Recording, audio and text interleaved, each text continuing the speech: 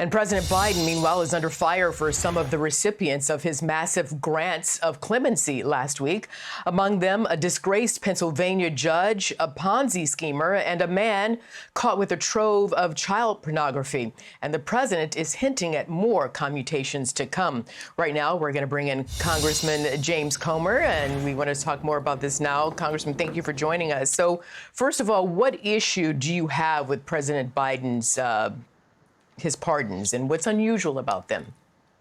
Well, it's unusual to pardon your son for a blanket pardon that would extend for over a decade. That's an admission of guilt, and I think our Biden family influence peddling investigation proved that. But everyone in that investigation was focused on Hunter Biden, when in fact, Jim Biden was an equal partner. And we also subpoenaed Jim Biden's bank records. We found lots of questionable transactions and wires and loans where when we brought Jim Biden in for a transcribed interview, he didn't have loan documentation. He admitted he had never paid a penny interest or principal back on them. And we asked then if these transactions were in exchange for future pardons, because everyone that was wiring Jim Biden money was in some type of trouble. And that's the thing about the Biden family. The people that sent the Bidens money were all in trouble with the law, either in the United States or around the world, and they were needing a dirty favor. And it just looks like this is corrupt as heck, what Joe Biden's doing with these pardons. So Vermont Senator Bernie Sanders and Delaware Senator Chris Coons weighed in. Let's listen. When you have his opponents going after his family, as a father, as a parent, I think we can all understand Biden trying to protect his son and his family. On the other hand, I think the precedent being set is kind of a dangerous one. It was a very wide open pardon, which could, under different circumstances, lead to problems in terms of future presidents. I think the president's got to weigh a lot of different factors. How seriously he believes Kash Patel, the nominee to be FBI director, and the other nominees to lead the Trump administration's law enforcement agencies, how seriously they are determined to go after their enemies list, and whether or not some of those who are on that list and who are reasonably foreseeably going to be investigated want a pardon. So do you worry these pardons might skew the precedent for presidential pardons? And what are your thoughts on the FBI going after an enemies list? Well, I think the media has got it wrong about the FBI. First of all, this isn't retribution. This is accountability. The FBI has been wrong about so many things with respect to Republicans, with respect to conservatives. It goes back to censoring conservatives and the FBI trying to manufacture the fake Steele dossier, which said falsely that Trump was colluding with Russia. The FBI has lost all credibility. And these Understood, sir. What do you think? What are your thoughts about the FBI going after an enemies list currently? Well, I think the FBI is wrong. I think the FBI has abused its power. I think Kash Patel's the right guy.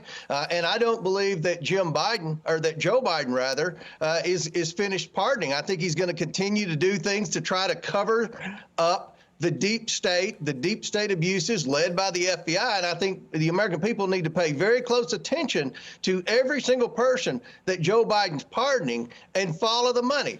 Because, again, the money that this family's taken in from bad people around the world, and of course, Joe Biden's going to pardon people that probably need a pardon, that were, put in prison for excessive drug-related charges.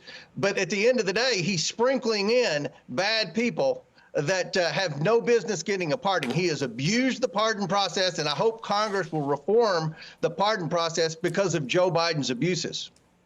All right. Well, of course, we don't have anybody from the Biden administration here, so we'll let your comments stand. But I want to move on here. Of course, you are a member of the House Oversight and Accountability Committee, the chair, in fact. You're also a member of the AOC fan club, and I understand. And besides believing that you will have a good working relationship, what leadership qualities would make Alexandria Ocasio-Cortez an effective oversight ranking member? Yeah, well, I think that if you look at the current leadership with the Oversight Committee on the Democrat side, they've had Jamie Raskin leading them. So the Democrats have nowhere to go but up. Jamie Raskin has been wrong. He's had. So then how will AOC make you go up or make the Democrats go up? Yeah, well, she's better spoken. Look, I think that, the Democrats are turning on AOC. My endorsement of AOC is probably hurting her, which I think is amusing. They're wanting to go back to another boring old guy like Jerry Connolly. But look, AOC is, I think she represents a big segment of the Democrat Party that believes in socialism, that believes in the Green New Deal, that believes in wokeism. So if the Democrats want a real Democrat to lead the Oversight Committee on their side, I think AOC is perfect for them. What about her leadership qualities? Well, look, lucky for her, she's in the minority, so she doesn't really have to display a lot of leadership qualities. All they're going to do is try to complain and obstruct and do things like that. But I think AOC is the best they got. If that tells you anything about the Democrats on the Oversight Committee, but if I think AOC is the best they got. If you're going to be part of the AOC fan club, you got to give her more than she's just. You got to give us more, applause for her leadership qualities. You didn't list any, but that's okay. We're gonna move on. You didn't give me anything. I'm sure she's listening. Do you have anything positive to say about the way she might lead? Yeah, she's a lot nicer than Jamie Raskin, and she's pleasant to be around. So, again, they have nowhere to go but up after Jamie Raskin. Okay, that's not a ringing endorsement. I'm just saying, but we're going to move on. It's the best I can do. All right, fair enough. All right, we'll leave it there. But let me ask you this. What can the American people expect from oversight in the 119th Congress, the next Congress? Any particular items or issues on your radar? And do you have any qualms about overseeing the second Trump administration? No.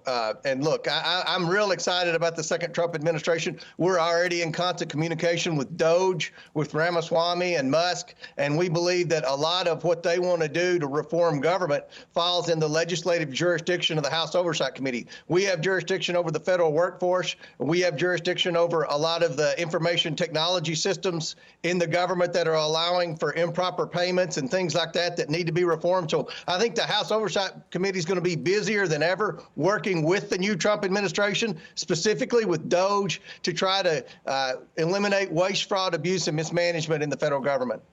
Okay, we'll be watching, and we'll have you back on, Congressman James Comer. Thank you very much. And by the way, if anyone asks you something about me, I need more than I'm just nice. So consider that. All right. Thank you, sir. Take care. Thank you. Hi, everyone. I'm Brian Kilmeade. I want you to do me a favor. I want you to click to subscribe to the Fox News YouTube page. This is the only way that I know for sure that you're not going to miss any great commentary, any great news bites, any great interviews coming your way on Fox. You can get it all here on YouTube. So subscribe right now.